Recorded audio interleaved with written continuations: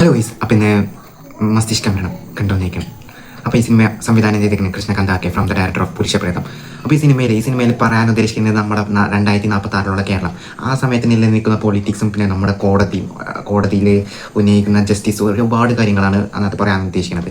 പിന്നെ ആ സിനിമയിൽ വെച്ച് കഴിഞ്ഞാൽ അന്നത്തെ നടീനടന്മാർക്കുണ്ടാവുന്ന നേരെ ഉണ്ടാവുന്ന ഒരു ലൈംഗിക അധിക്ഷേപം, അതൊക്കെയാണ് ഇന്നത്തെ പറയണത്. അത് രതീഷ വിജയനാണ് പ്രധാന കഥാപാത്രമായി ചെയ്തിരിക്കുന്നത്. പുള്ളിക്കാരി ഗംഭീരമായിട്ട് തന്നെ ചെയ്തിട്ടുണ്ട്. ഗംഭീരമായിട്ട് എല്ലാവരും എല്ലാ കാസ്റ്റ് ഭയങ്കര ക്രേസാണ്. ഭ്രാന്തന്മാരെന്ന് വെച്ചാൽ ഇവരാണ് ഭ്രാന്തന്മാർ.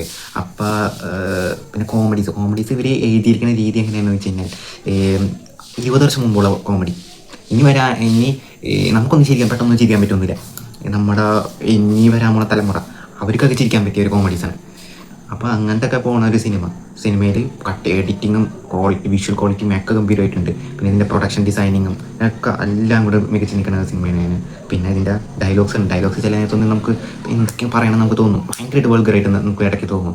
പക്ഷേ സംഭവം അടിപൊളി. ഇടയ്ക്കിടയ്ക്ക് നമ്മൾ ചിരിക്കും.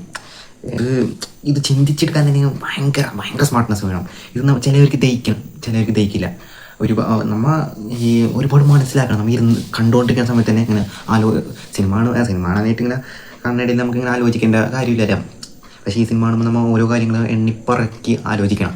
അതാണ് ഈ സിനിമയുടെ പ്രത്യേകത. അപ്പോൾ ചിലവർക്കൊന്നും ദഹിക്കില്ല, ചിലവരൊക്കെ ഇറങ്ങി പോകുന്നുണ്ടായി, ചിലർക്കൊക്കെ ദഹിക്കേണ്ട. പക്ഷേ നമ്മൾ ഈ സൈബർ പങ്കിനെ പറ്റിയ ഒരുപാട് കാര്യങ്ങൾ, നമ്മുടെ ഇനി വരാൻ പോകുന്ന തലമുറ ഈ വിർച്വൽ വേൾഡിൽ പെട്ടുപോകുന്നതും റിയാലിറ്റി മനസ്സിലാക്കാത്തതും കാര്യങ്ങളൊക്കെയാണ് പറയണത്.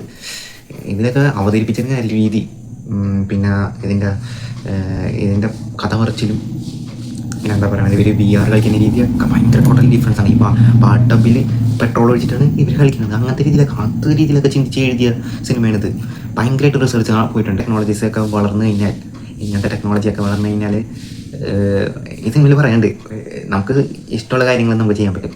ഇങ്ങനത്തെ സിനിമ ഭയങ്കര സപ്പോർട്ട് ചെയ്യണം. നമ്മൾ ഗഗനാചാരി ഇറങ്ങിയിട്ട് ആരും അറിഞ്ഞും കൂടിയില്ല. സിനിമ ഞാൻ കുട്ടിക്ക് വന്നിട്ട് കണ്ടപ്പോൾ ഭയങ്കര നമ്മുടെ ചിന്താഗതി ഒരു മാറ്റം വരുത്താൻ പറ്റുന്ന ഒരു സിനിമയാണ്. നിങ്ങൾ സിനിമ കണ്ടിട്ട് ബാക്കി അഭിപ്രായം പറയാം.